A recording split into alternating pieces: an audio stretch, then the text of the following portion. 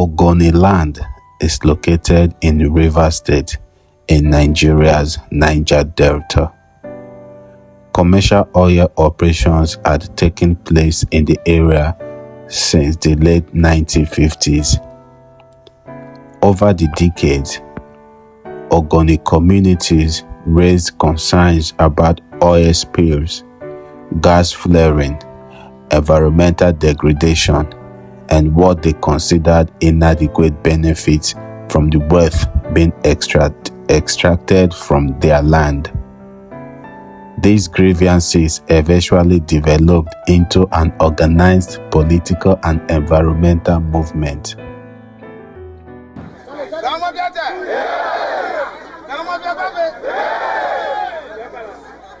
The United Nations recognizes the rights of all the world's indigenous people. Indigenous people have been cheated through laws such as are operated in Nigeria today. Through political marginalization, they have driven certain people to death. That happened in America and in Australia. They're trying to repeat it in Nigeria, and we do not want it. In recovering the money that has been stolen from us, I do not want any blood spilt, not of an Ogoni man, not of any strangers amongst us. We are going to demand our rights peacefully, non-violently, and we shall win.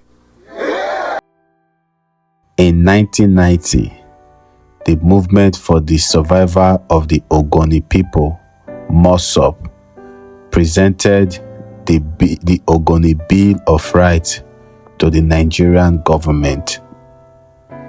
The document demanded greater political autonomy for the Ogoni people, a fairer share of the economic benefits from their resources, and greater control over their environment.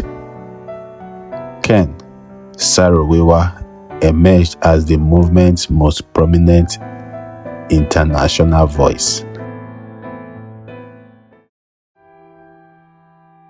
Before becoming internationally known as an activist, Saro-Wiwa was already a prominent Nigerian writer and television producer. Many Nigerians may recognize his connection to the popular television comedy Bassi and Company. But as the Ogoni campaign developed, environmental and minority rights advocacy increasingly became a central part of his life. His argument was that communities producing Nigeria's oil should not bear environmental costs without receiving adequate political and economic benefits. And we are here wanting to deal with 253 ethnic groups or slightly less. And we want to promote only 3 of them or 4 of them as the case may be. So you will find in all the ideas that are being put forward now, we want 6 federations. We want 8 federations. What are they saying? Allow the Hausa, the Yoruba, the Igbo to have 1 federation each. Then corral all the other minorities into certain federations. But in a true federation, all ethnic groups are equal, irrespective of size. If you talk of democracy, democracy is about that equality. And if you don't practice it, you are not a Democrat. The campaign promoted non-violent resistance. And then came January 1993. On January 4th, 1993, hundreds of thousands of Ogoni people participated in a mass demonstration. The mobilization drew international attention to the Ogoni campaign. Oil production in Ogoniland ceased in 1993 amid the growing conflict and unrest in the area. But tensions within Ogoniland were also increasing. And in 1994, events took a deadly turn. We have, in the past, I think that the press generally, been a little bit too sympathetic of MOSOP, and to the point that we always sometimes hide their irresponsible acts.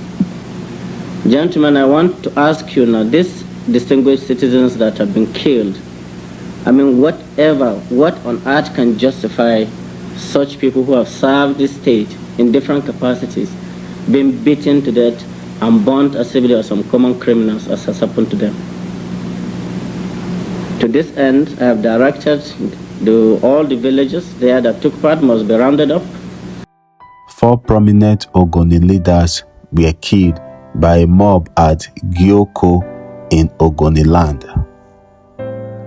Their death became the basis of the criminal case that would eventually lead to Saro-Wiwa's execution.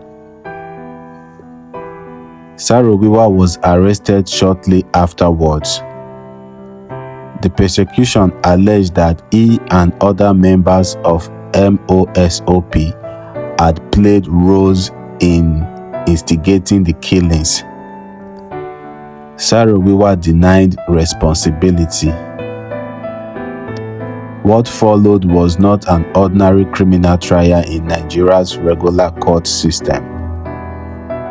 Nigeria was under military rule, and the accused were brought before a specially constituted civil disturbance special tribunal.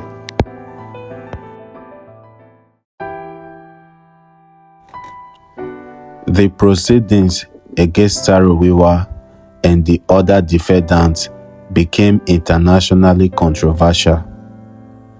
Human Rights Watch documented serious concerns about the process, including restrictions on access to lawyers and the absence of an independent appeal to a higher court. Amnesty International also described the proceedings as unfair and politically motivated. These distinctions matters. The 4 Ogoni leaders were killed. Saro-Wiwa and his co-defendants were persecuted and convicted in connection with these killings. But the fairness and independence of the process used to determine their guilt were strongly challenged by international human rights organizations. The sentences still required confirmation by the Nigeria's military authorities. On November 8, 1995, the Provisional Ruling Council confirmed the death sentences. Nations in Africa has been under military rule for much of its history. Today, the current military government announced it has executed Ken Saro-Wiwa and 8 of his associates. Saro-Wiwa was a Nobel Prize nominee and writer. We start with a background report from James Mates of Independent Television News. Ken Saro-Wiwa, writer, human rights activist, campaigner on behalf of his fellow tribesmen, hanged this morning in a Nigerian prison. His alleged crime, the murder of 4 men, charges he adamantly denied. On November 10, 1995, Ken Saro-Wiwa and the 8 other men were executed by hanging in Port Harcourt. Saro-Wiwa was 54 years old. The execution triggered international condemnation, but Saro-Wiwa's death did not end the question he had helped bring to international attention. Questions about oil, questions about the environment, questions about minority communities, and questions about the relationship between citizens and the Nigerian state. Ken Saro-Wiwa's story, it's not simply about whether you agree or disagree with one activist. It raises a much bigger question. What protection should every citizen have when confronting the power of the state? Today, Nigeria operates under a constitutional democratic system rather than the military government of 1995. The 1999 Constitution guarantees fundamental rights, including freedom of expression, peaceful assembly, and association. It also provides protections connected to personal liberty and fair hearing. These protections matter precisely because the government possesses enormous power over individuals. A functioning civic system therefore requires institutions capable of checking that power. Courts, a free press, civil society, and citizens who understand both their rights and their responsibilities.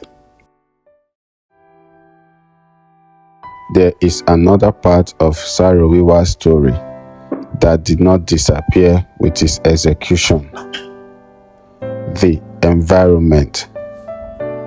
Years later, the United Nations Environment Programme conducted a major scientific assessment of pollution in Ogoniland.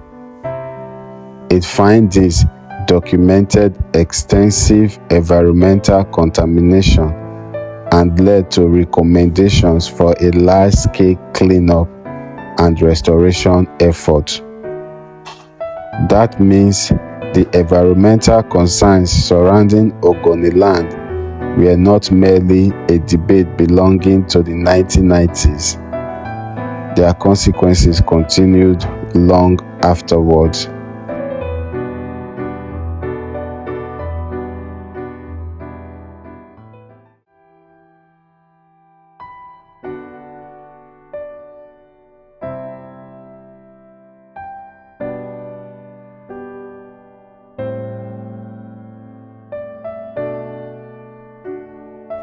There is no possibility whatsoever that I or MOSOP would ever have planned any such action.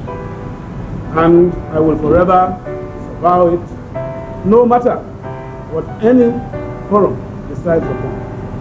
I appeal to you, my Lord, for only one thing. The Ogoni people have suffered tremendously in this country. They have made tremendous contributions to this country. Niger Delta itself is in serious trouble. We need every assistance that we can get.